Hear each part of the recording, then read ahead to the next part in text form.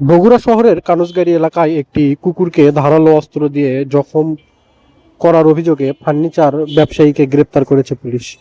এ ঘটনায় বার্মির চাকু উদ্ধার হয়েছে সোমবার দিবাগত রাত 12টার দিকে। নগরীর বকশীবাজার এলাকা থেকে তাকে গ্রেপ্তার করা হয়। গ্রেপ্তারকৃত মোহাম্মদ স্বপন নগরীর রহমাননগর এলাকার মৃত ইসমাইলের ছেলে। এদিকে প্রাণী নির্যাতনের অভিযোগে বগুড়া সদর থানায় মামলা হয়েছে।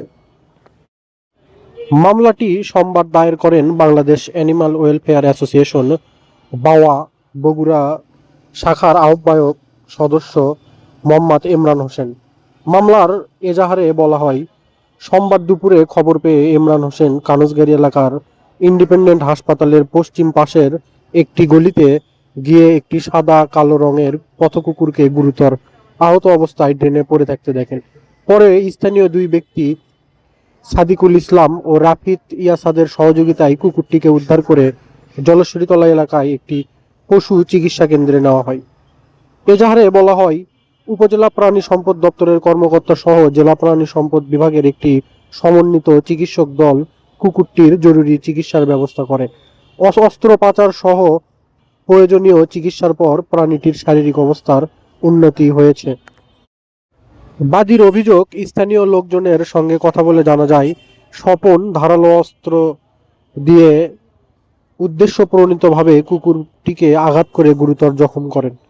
আহত প্রাণীটির চিকিৎসা নিশ্চিত করা এবং সংগঠনের কেন্দ্রীয় নেতাদের সঙ্গে পরামর্শের কারণে মামলা করতে কিছুটা বিলম্ব হয়েছে বলেও এজাহারে উল্লেখ করা হয়। বগুড়াতে গতকাল একটি নৃশংস ঘটনা ঘটে। সেটা হলো বগুড়ার কানুসগাড়ি ইন্ডিপেন্ডেন্ট হাসপাতালের পশ্চিম পাশের গলিতে আমরা একটা কল পাই যে ওখানে একটা আহত কুকুর ড্রেনে পড়ে আছে।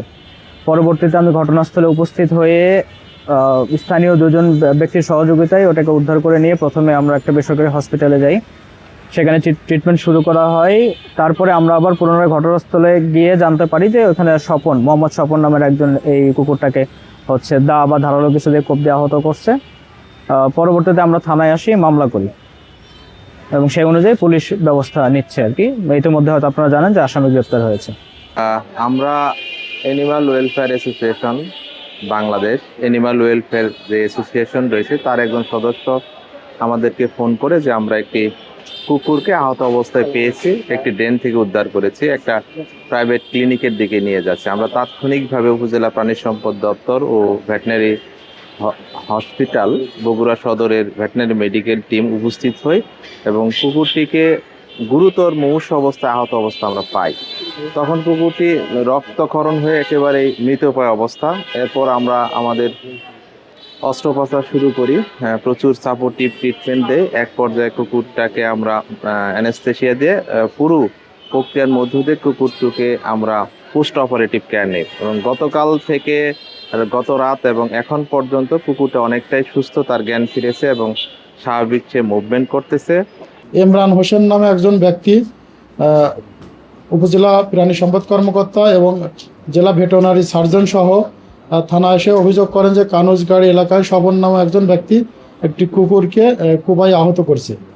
এর অভিযোগের ভিত্তিতে আমরা একটা মামলা রেকর্ড করি। মামলা রেকর্ড করার পর আসামিকে ধরার জন্য ডিবিকে রিকোয়েশন দিয়ে ডিবি 30 তারিখ 00:05 তাকে বকশীবাজার এলাকা থেকে গ্রেপ্তার করে। গ্রেপ্তারের সময় তার কাছ থেকে একটা বার্মির চাকু পেয়েছে, সেই চাকুর ধারায় মামলা নেওয়া হয়েছে। আসামিকে যথাযথ প্রক্রিয়ার মাধ্যমে বিজ্ঞ আদালতে সোপর্দ করা হবে।